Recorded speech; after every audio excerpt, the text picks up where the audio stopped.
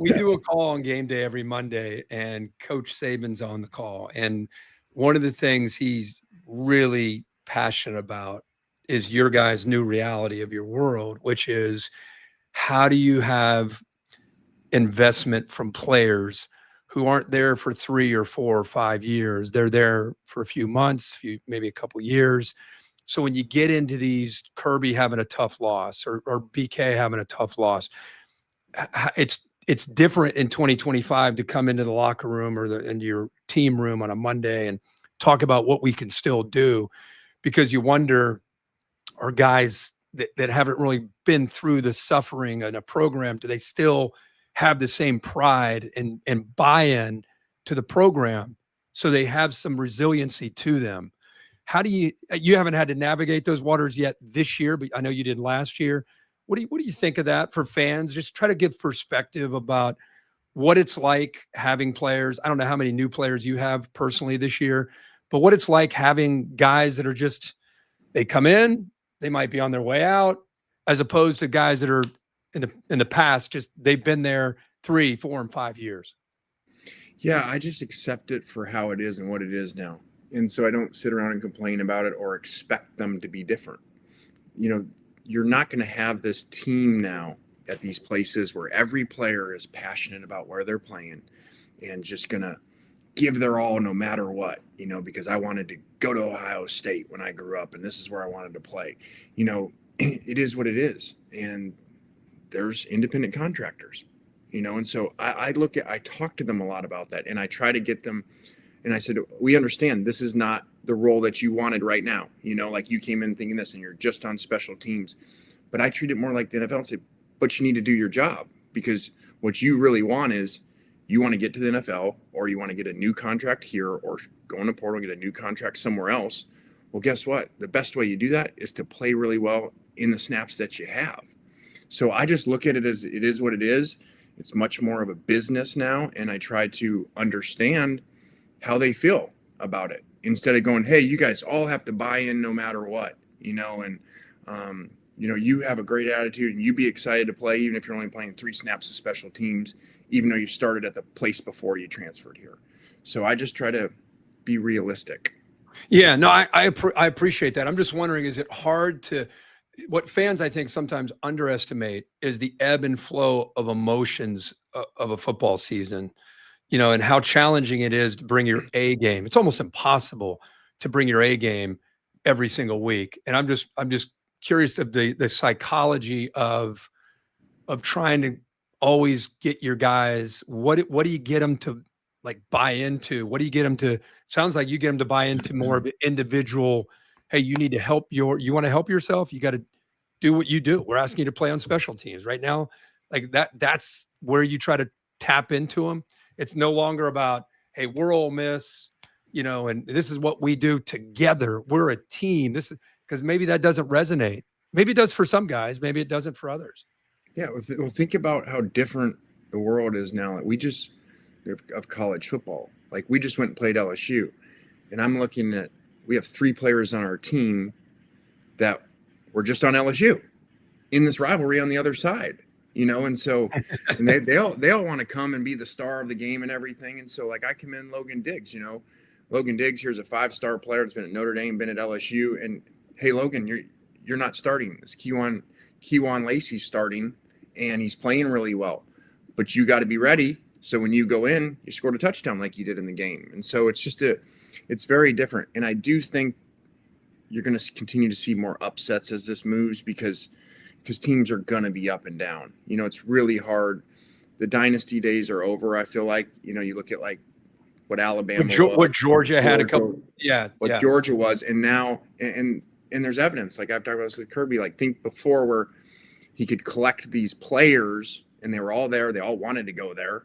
They bought in. And then now you have a world where the last 2 years we played great linebackers at other SEC teams that were on Georgia's roster and then transferred out and went and started at other SEC teams. Those guys would have all been on the same team, back before in the dynasties. So it makes it really challenge for someone to stay up there like Alabama did with Coach Saban and Kirby and Georgia, just because people are plucking their backups young backups that are going to start at other places.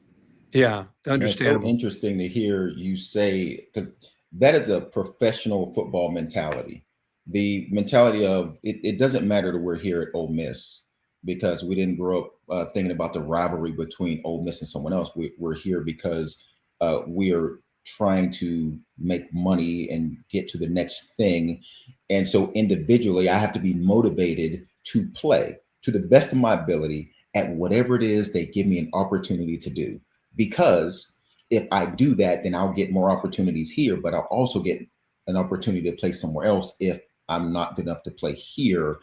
And that professional mentality that is now in the college side of it, I don't even think I even thought about that part from the coaching standpoint of how you have to approach these kids now that were, like you said, this guy was on LSU's team last year. Now he's on our team going against LSU. It's crazy to me. I don't know how it makes me feel because I think you just opened up another door of something that I didn't even process in my mind from the coaching standpoint. And that doesn't feel great to me, Coach. I think that just it feels awful to me because I know what experience I had in college. And I know like Herbie is my brother because we spent those years together in college. And now like it's just like, well, they paid me more than the other guy.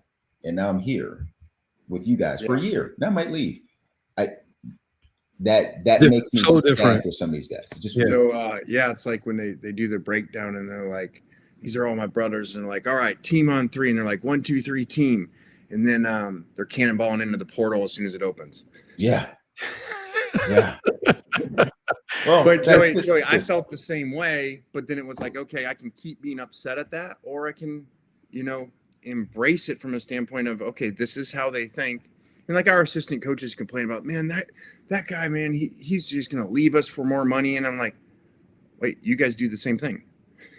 Yeah, because assistant coaches, like you're here and you have everything, and then someone offers them more money in a different spot at a different place, and they go too. So, but you've seen it, your dad being a professional coach, you know what I mean? Like you've seen that other side, how that works for a long time, and now you're like, hey, I get it. This is where we are.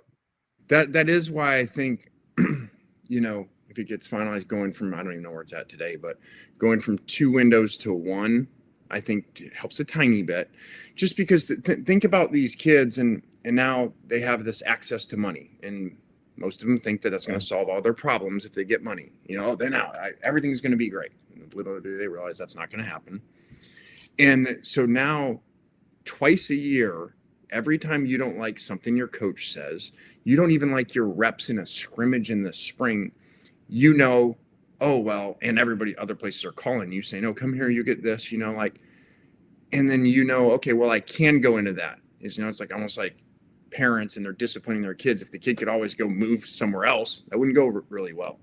Right. So now that you can do that, and it's really, I know people may criticize me and say, well, the players should have more opportunity. Really, you should transfer one time. If you want to transfer, you transfer one time. And then if after that, then there should be a sit-out penalty or something like it used to be. So it's not available to just keep moving, take my ball and run every time I don't like the situation. It's not good for them. Teach them good things, because that's not, in the real world, that's not going to go real well. No. I mean, and your job and our job, being a parent, being a husband, whatever it is, like the valuable lessons you learn in football, even though when you're 18, 19, 20, 21, 22, you don't always like them. But man, when you grow up and you look back, you thank a guy like you thank a guy like Nick Saban, like, man, you were a pain in my ass when I was playing for you. But guess what? You taught me a lot of things that I didn't want to listen to. And I just hope that part of coaching, you hope, can still be there. Like what your dad did and what you've done, even though you're adjusting, you hope coaches realize the impact that they still can have on people, and not just you better win or you're fired, because that's real in your world too. Yeah. And hey, you better get enough players. We better spend money. Like sometimes I just feel like we're getting further and further away from what the three of us love about football. Yeah, you know, and like, and that, Yeah. that's why I would that's say the there's some way life to lesson. rein back in, the amount of times you transfer, and get back to, it used to be if you transferred, you guys knew if you transferred, you had to sit out a year, so maybe you get to do one, but not a second and And a then, third, fourth, yeah, because Yeah. that's usually not good for the kids. Like you said, what are you teaching them? And what I really don't like is then some people have started to coach differently, and they're not on the kids as much, and they're not holding them as accountable, because it's like, well, if I do, they're going to go they're transfer. gone. Yeah. So now we're back to going to like the parenting thing, okay, well, if my kid can leave all the time, and go somewhere else, and that discipline's maybe not working very well, versus Yeah. they know they got to be in the house. So they don't do it, they're losing their phone or whatever it is. Yeah. And, Yeah. Some and accountability. so that, Yeah. that system's really not going a good direction for them. And then all of a sudden they're done playing, and they thought everything was great. They went all these places, and then now they go in the real world and get a job, and like, oh wait, I don't get to do whatever I want or talk to my boss that way. Take a pay cut. Yeah. That's the biggest thing. They're going to take a pay cut when they leave college and go to the real 98% world. of them are going to be taking a pay cut and go. Yeah. They're going to be like, wait a second, where's the money?